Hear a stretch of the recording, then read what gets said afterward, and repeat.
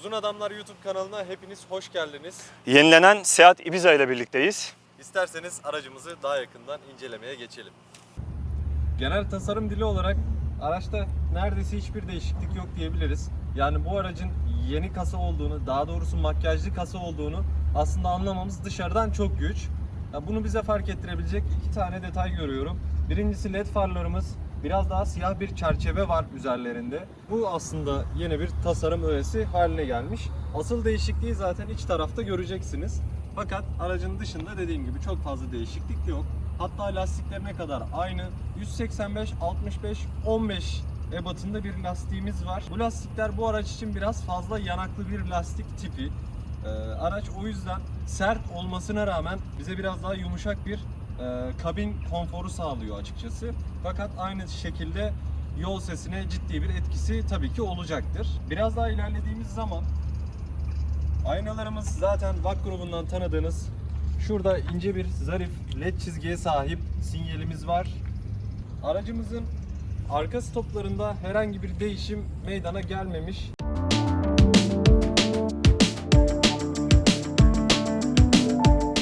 Hala bildiğimiz gibi aynı 2018-2021 olarak hala güncel bir arka stop. Fakat bunun tabii ki şu şekilde bir led olmasını isterdik. Arka tarafta ise Alper'in bahsetmiş olduğu bu satin, yani Audi'lerde kullanılmış bu metal hissiyatı burada da devam ediyor.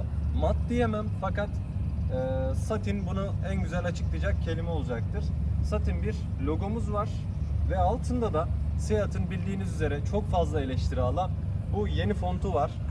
Ki daha Leon'da alışamamışken bu arabaya gelmesi açıkçası ilk başta biraz garip hissettirse de gözünüze alıştıktan sonra açıkçası çok da fena durmuyor. Gayet güzel bir görüntüsü var. Burada bir antenimiz yer alıyor. Aynanın içerisinde değil anten. Eskiden gelen hala devam ediyor. Fakat şurada ufak da olsa bir piyano bilek detayımız var. Bu olay gerçekten ufak bir detay ama çok güzel bir görüntü sağlıyor araca. Arka fren, ön fren hala disk olarak geliyor. Bu harika bir şey ve sınıfındaki birçok Fransız araca göre, birçok İtalyan araca göre bu açıkçası VAK grubunu öne çıkaran özelliklerden bir tanesi güvenlik amacıyla. Donanım olarak zaten araçta birçok asistan mevcut. Yine bunu sürüş esnasında sizlerle paylaşacağız. Aracın genel hatlarıyla dışarıdan bahsedebileceğimiz detaylar şu an için bu kadar. Zaten bu tasarım öğelerinden bir önceki araçta da bayağı bahsetmiştik. Onun için hemen şurada çıkan kartlardan da eski incelemeyi de izleyebilirsiniz. Tasarım hakkında tekrardan bol bol konuşmaya gerek yok. O videodan bütün detayları zaten öğrenebiliyorsunuz. Dilerseniz şimdi bir motor kaputuna bakalım. Daha sonra beraber aracın içini incelemeye geçelim sizlerle. Haydi bakalım.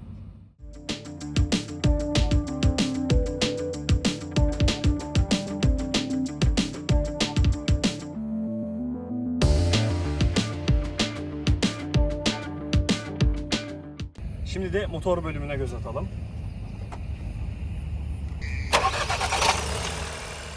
Burada Volkswagen grubundan aşina olduğumuz 1 litre TSI motor var. Bu araçta bir Eco TSI diye bir Eco modu var. Bu yüzden Eco TSI diye geçiyor.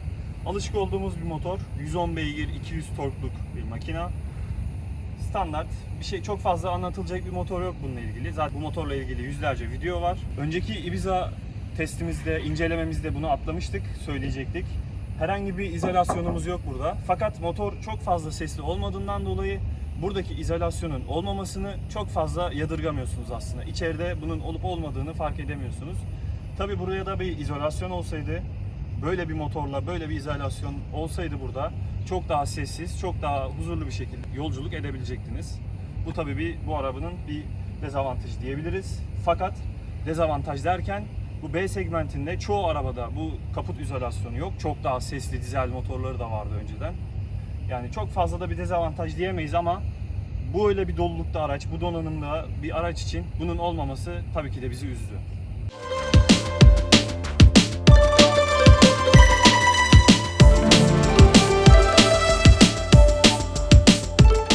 Bagajı göstermeden önce size şöyle anahtarı göstermek istiyorum. Standart alışık olduğumuz gene anahtar. Bir de bagajımıza göz atalım. Bagajımız önceki araçta çektiğimiz gibi bu da 355 litre. Ayrıca bizim uzun adamlar olarak dikkat ettiğimiz bir şey de bu aracın bagaj kapağı yarım açılmıyor, tamamen açılıyor. Bu bizim için güzel bir şey. Genelde diğer araçlarda dikkat ettik. Bunu açtığımızda bu seviyelerde kalıyor. Bizim için başımızı çarpma olasılığı çok daha yüksek. Bu yani 2 metre olmamıza rağmen ortalama bize burada çok güzel bir alan verilmiş. 355 litre bagaj hacmi var. Sınıfının iyi denilebilecek, sınıfının üst denilebilecek bir kullanışlı bir bagajı. Altında tam boy bir stepnemiz var. Burada birkaç eşyamız olduğu için şu anda gösteremiyorum. Tamir kitidir, çeki demiridir. Hepsi içerisinde mevcut. Koltuklarımız buradan da görüldüğü gibi %60'a %40 olarak her zaman Seat'larda olduğu gibi katlanıyor. Bagajımızda 2 adet kanca var. Sağ ve solda olmak üzere. Bir tane de sağ tarafta ışık var. Tabii bu ışık çok fazla yeterli olmuyor. Evet. Aracın bagajı küçük olmasına rağmen bu tek halojen aydınlatma yetmiyor. Bunun iki taraflı olmasını isterdik. Fakat bu da tabii gene maliyette düşürmek adına yapılmış bir oyun. Bunun için çok fazla da bir söz söyleyemiyoruz. Evet, aracın içine geçmiş bulunuyoruz. Şimdi size aracın içini tekrar gösterme gereksinimi duymadık fark ettiyseniz. Normalde bu aşamada aracın dış çekiminden sonra iç çekimini görürdünüz. Fakat bu arkadaşta dediğimiz gibi içini çekmeye gerek duymadık. Değişen tek şey ön göğsümüz, multimedya sistemimiz ve direksiyonumuz. Onun dışında aracın içi zaten geçen çektiğimiz 2020 model Ibiza ile tıpatıp aynı. Şimdi fark ne diye soracak olursanız, bu araba 2021 makyajlı kasa ne değişti diye soracak olursanız, ön göğsümüz komple değişti. Ön göğsümüz daha çok Audi'lerin geçirdiği değişimi yaşadı aslında. Audi A3 esintileri var. Evet. Araçta biraz. Yuvarlak havalandırma ızgaralarımız, etrafında beyaz silikona benzeyen bir çerçeve ve özellikle zarif bir tasarım haline gelmiş açıkçası araç ve gerçekten böyle bir Mercedes, Audi içerisinde gibi hissediyorsunuz. Ta ki 65 yanak lastiklerimizin yol sesini duyana kadar. Araçta bahsettiğimiz gibi dış çekimde 65 yanak lastik var ve düşük hızlarda olmasa da biraz 90-100 km gibi hızlarda artık bu yol sesini iyice almaya başlıyorsunuz. Fakat bunların lastikten olduğu çok bariz belli Evet. oluyor. Aynı zamanda yine aracın sürüşüne etkisi olarak bu yanaklı lastikler araç sert olmasına rağmen yumuşak bir sürüş hissiyatı yaratıyor. Bunun aslında avantajı şu: İsterseniz performansla işiniz yoksa, sadece aracı sürecekseniz şehir içerisinde, bu aslında bir konfor öğesi olarak geliyor bizim için. Evet. Ama eğer biraz daha sportif bir sürüş istiyorsak, aslında jantları 16-17 yapıp 45 yanak, 35 yanaklara düşüp gerçekten bir spor yol tutabilecek, böyle gerçekten güzel süspansiyonlu bir aracı elde edebiliyorsunuz. Neyse, ön göğüsten çok fazla sapmayalım. Ön göğsümüzün üst kısmında gördüğümüz materyaller böyle çok güzel yumuşak bir materyalden oluşuyor. Bu trim sesi için aslında bayağı güzel bir öğe olmuş bizim için. Yani aracın artı hanesine ekleyebileceğimiz güzel bir detay olmuş. Önde komple değişen bir multimedya sistemimiz var. 8.25 inç olarak geçiyor. Yeni nesil bir ekran. Çok daha renkli ve de çok daha buradaki görseller, bunları tekrardan yakından çekimini yaparız. İstenirse bu ekranın anlatımını da yaparız. Çok daha güzel burada bir üçlü widget sistemi. Burada da ana menü, uygulamalar menüsü yapılmış. Ben açıkçası buradaki animasyonları olsun, bu 3'e bölünmüş ekran olsun, ben beğendim. Böyle bir ekran beklemiyordum. Aynı zamanda bugüne kadar dokunduğumuz, sanıyorum ki en sezgisel dokunmatiğe sahip. Ya bildiğiniz bir tablet, bildiğiniz bir telefon Evet. gibi bir dokunmatiği var. Gerçekten güzel bir sistem. Buradan bütün veriler elimizin altında. Aracımızın bütün sensörlerini, aracımızın bütün durumunu, her şeyi burada görebilmek mümkün. Ki hani bu şekilde grafik tasarımlarının vesaire gelişmiş olması bizim için öne çıkan özelliklerden bir tanesi. Bu ekranı çok başarılı bulduk. Ayrıca direksiyona geçeyim ben de. Değişen parçalardan bir tanesi de. Direksiyon, önce bizi Passat'la karşılamıştı bu direksiyon. Sonra Volkswagen'in diğer modellerine, Seat'ta Leon'a, en sonda da bu görmüş olduğunuz Ibiza'ya geldi. Yeni Golf'teki gibi bir direksiyon. Burada benim dikkatimi çeken ne oldu? Sol sinyal kolunun üzerindeydi cruise kontrol ayarları. Burada cruise kontrol ayarları direksiyonun sol bölümüne taşınmış bulundu. Bence bu çok da bir şey fark etmiyor, fakat yani diğerine de alışmıştım ben burada. Yani her ikisi de sezgisel diyebilirim. Çok bir şey değişmemiş. O konuda çok iyi veya kötü bir yorum yapamayacağım. Burada da tabii ki de çok daha dolu dolu bir direksiyon var burada. Ve de biraz da altı kesik olduğu için sportif bir görünüme de sahip. Aynı zamanda kullanım açısından baktığımızda da her şeyin elinizin altında olması bence daha şık olmuş. Bu da yine bizim takdirimizi kazanan öğelerden bir tanesi. Aracın içerisindeki sessizlik, trim kalitesine gelecek olursak zaten kapılardaki trimler değişmemiş. Eskisiyle tıpatıp aynı. Sadece ön göğüste bir değişim söz konusu. Buralardan vesaire birleşim yerlerinden çok fazla ses yapacak gibi durmuyor. Fakat şu orta taraftan ufak bir ses alıyoruz sanki. Ama bu Ve araca özel olduğunu düşünüyorum. Diğer Ibiza'larda böyle bir problem yoktu. yani en azından yine bu gelen şu an duyduğumuz bir trim sesi var. Bizi Evet. rahatsız etti Alper'le. Ki bunu da yine Doğuş Oto ile konuştuktan sonra bu videonun açıklama kısmına işte Ekleriz. ses neden geliyor, bu ses neden var gibisinden eklemesini yaparız. Araçta bizi tek rahatsız eden şey şu an için bu ses oldu. Ki araç daha 100 kilometrede, yani herhangi bir aracın yorulması da yok. Zaten ben şeyine yoruyorum durumu. İlk çıkan araçlardan olduğu için belki birleşmelerinde bir sıkıntı olabilir veya buraya taşıma konusunda. Ya da belki hani doğrudan bu araçla alakalı bir problem olabilir. Eğer öyleyse, çünkü çok fazla bir bilgi yok bu araçla ilgili. İnternette fazla bir bilgi bulamadığımız Çünkü için. şu an daha lansmanı yeni yapıldı Evet. sayılır. 3 hafta gibi bir süre oldu. Bu yeni makyajlı kasayla alakalı ve bu aracın bayilere gelmiş olması, bu aracın şu an trafikte ruhsatlı şekilde yürüyor olması bile açıkçası bizi çok heyecanlandırıyor. Çünkü henüz bu arabayla alakalı herhangi bir tecrübe paylaşan, kaldı ki yani büyük otomobil gazet, daha doğrusu Bizim de büyük, takipçisi olduğumuz. evet, büyük otomobil kuruluşları diyelim artık, medya kuruluşları, Otopark.com vesaire daha incelemesini yapmamış durumda. Umarız en kısa zamanda onların da eline bu araçlardan geçer ve onlardan da yine yakın tepkiler almayı düşünürüz. Araçta yine multimedya ekranının dışında, bu arada full link var araçta. Bu kablo yardımıyla sadece bağlanabiliyor. Ayrıca bu kablolar iki adet USB var. Bu ikisi de USB tip C olarak, yeni nesil olarak Evet. araca getirilmiş. Ki günümüz teknolojisi, özellikle yeni akıllı telefon, yeni kamera, yeni birçok üründe bu Type-C zaten var olan bir şey, biliyorsunuz ki.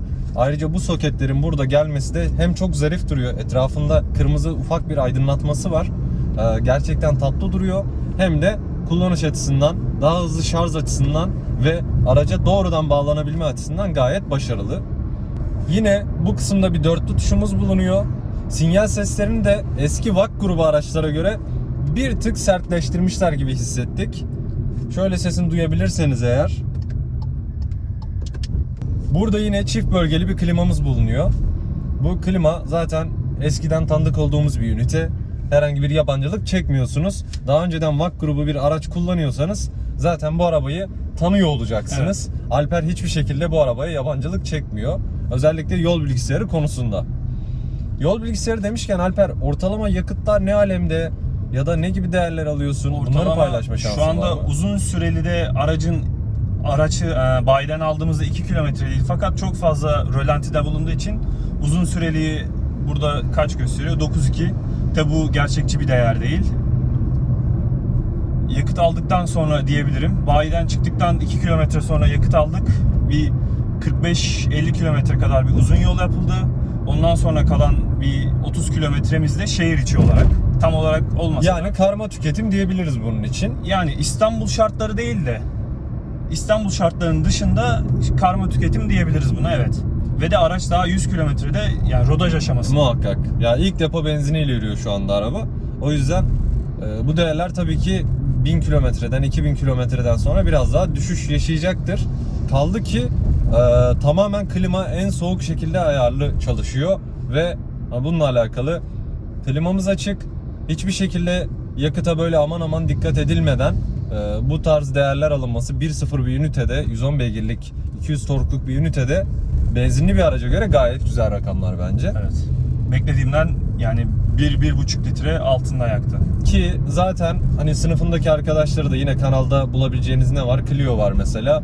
Clio'da bu kullanımlarda yaklaşık 7.5, 7.6 ya da yine 7, 7.1, 7.2 gibi yakıyor. Yani 7 ile 8 arasında yakıyor, evet, diyebiliriz. Yani yürümeleri ve açıkçası araçların kiloları göz önünde bulunduğunda bu aracın yakıtı yine gayet iyi diyebiliriz. Gönül rahatlığıyla yakıt konusunda da tercih edilebilir. Bunun öne çıkan özelliği yine bu eko olayı kendi kendine devreye giriyor.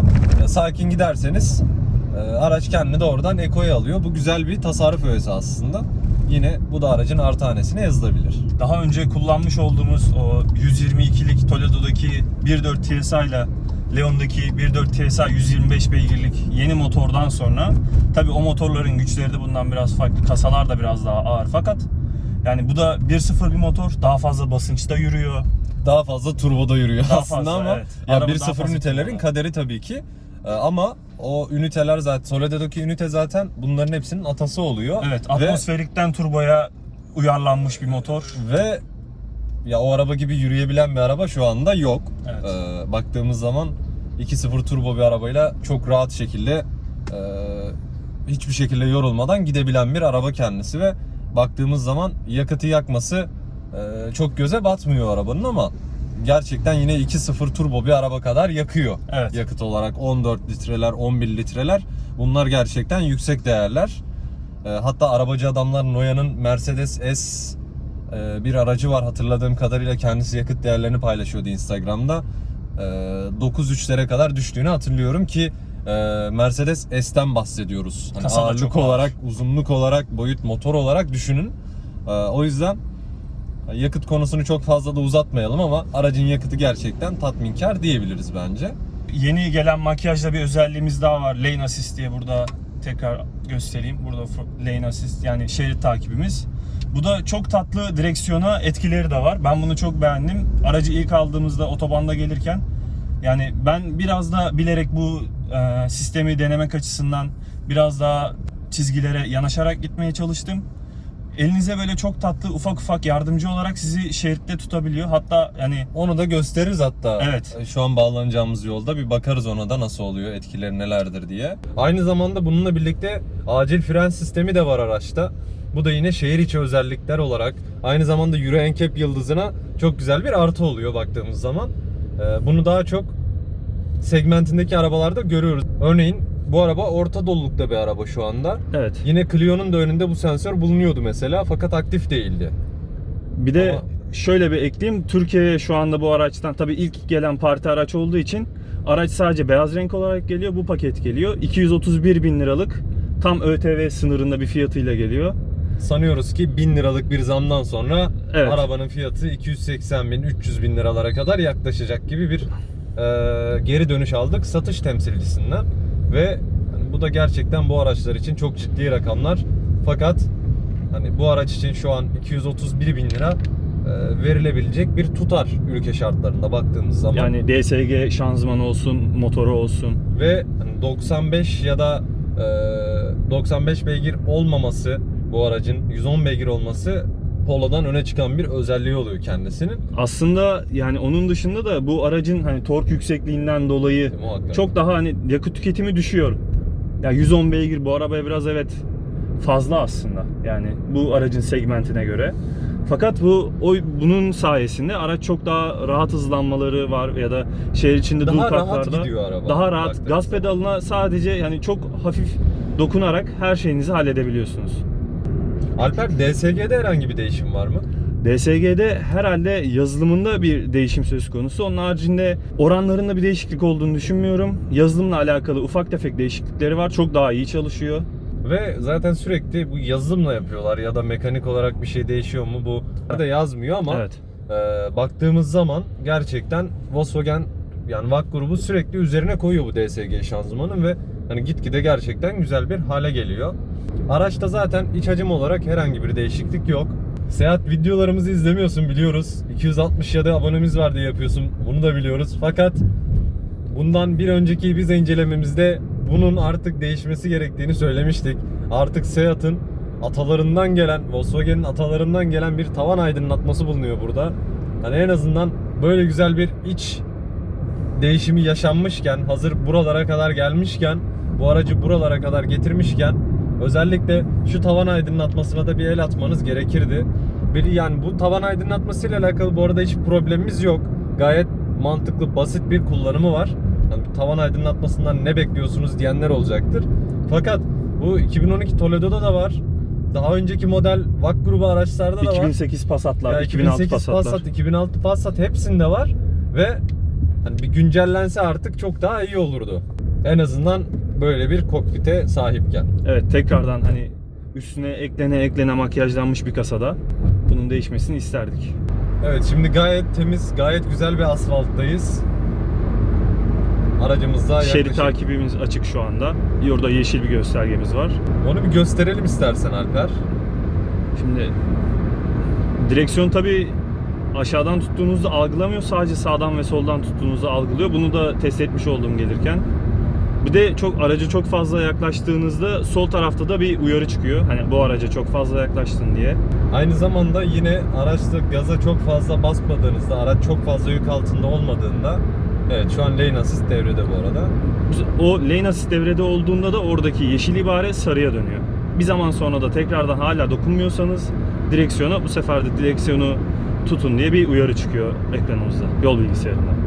Yine araç biraz daha ekonomik bir sürüşe geçtiğinde, yük altında olmadığında hemen kilometrenin yanındaki trip ibaresinin yanında hava derecesinin de sağ kısmında bir eko işareti çıkıyor. Ki zaten demin görmüş olmanız lazım. Yaklaştırıp bakabiliriz onu da. Evet. Önceki videoda galiba bunu yapmıştık. Evet. Yine bir eko ibaremiz bu araçta da yer alıyor. Şu an front assist'in vermiş olduğu uyarıyı da görüyorsunuz zaten. Öndeki araca çok yakınsınız gibi bir uyarı veriyor. Bu hıza duyarlı şekilde çalışıyor tabi. Burada 80'de bu kadar mesafede veriyorken 110'da daha fazla mesafede oradaki uyarıyı görebiliyorsunuz. Yani aracın durabileceği mesafeye göre ayarlıyor aslında bunu Evet. baktığınız zaman. Ve şu an kilometre yazan kısımda bu işareti de görüyorsunuz. Ayrıca aracın lane assist yani şerit takip çalışmasına rağmen çok fazla şerit içerisinde geziyorsanız gene de size direksiyon tutun veya şeridin ortasında sürün diye size bilinçlendirmek adına ya da sizi uyandırmak adına tekrardan uyarı veriyor yol bilgisi. Uzun yolda bu gerçekten insanın dikkatini çeken bir şey. Ayrıca bu araçla tabii ki de sinyal vermeden şerit değiştirmeye kalktığınızda direksiyon sizi bulunduğu şeride tutmaya çalışıyor. Bu da aslında bizim sevdiğimiz bir özellik. Evet. Yani burada hazır kavşakta dönüyorken bunu da söyleyebilirim ki önceki Ibiza'ya göre ve de üzerinde aynı lastik, aynı jant lastik bulunmasına göre direksiyonda değişimler, ya direksiyon kutusunda değişimler olduğunu hissedebiliyorum. Ya belki de elektrik desteğinin ayarları değiştirilmiş olabilir fakat direksiyon çok daha sezgisel, çok daha tepkili çalışıyor. Yani verdiğiniz komut anında lastiklerde. Çok fazla tabii bir direksiyon hissiyatı bu araçlarda beklemiyoruz fakat direksiyon çok hızlı olduğundan dolayı sizi performanslı sürmek isteseniz de sizi üzmeyeceğini düşünüyorum. Yani en azından bir Fransız'daki kadar elektronik değil. Bu güzel kısmı açıkçası. Zaten herhangi bir VAK grubu araca bindiğinizde aldığınız en net, en belirgin fark da bu direksiyon hissiyatı oluyor. Bu araç içinden de söyleyeceklerimiz genel olarak bu kadar. Yine arabayla alakalı herhangi bir sorunuz olursa, arabayla alakalı herhangi bir kafanızda bir soru işareti oluştuysa bize doğrudan bunu yorum olarak yazabilirsiniz. Evet. Aynı zamanda videoları izleyip lütfen kaçmayın. Kanala abone olmanız bizim için önemli. Kanala abone olursanız daha fazla araba çekebiliriz. Daha fazla içerik çıkarabiliriz. Şu an için benim söyleyeceklerim bu kadar. Alper, eklemek istediğim bir şey var mı? Benim de şu an için eklemek istediğim bir şey yok. Önceden bildiğimiz bir araçtı, tanıdığımız bir araçtı. Yeniliklerini anlatmış olduk. Şimdilik bizden bu kadar bu araçla ilgili. O zaman diğer araçlarda görüşmek üzere, ki diğer araçlarda çok kısa aralıklarla sürpriz isimler, 2 tane aracımız var şu anda sizlerle olacak. Onları da en kısa zamanda en hızlı şekilde görüntülemek için abone olmayı lütfen tekrardan unutmayın. Şimdi kendinize iyi bakın. Diğer araçlarda görüşmek üzere. Hoşça kalın.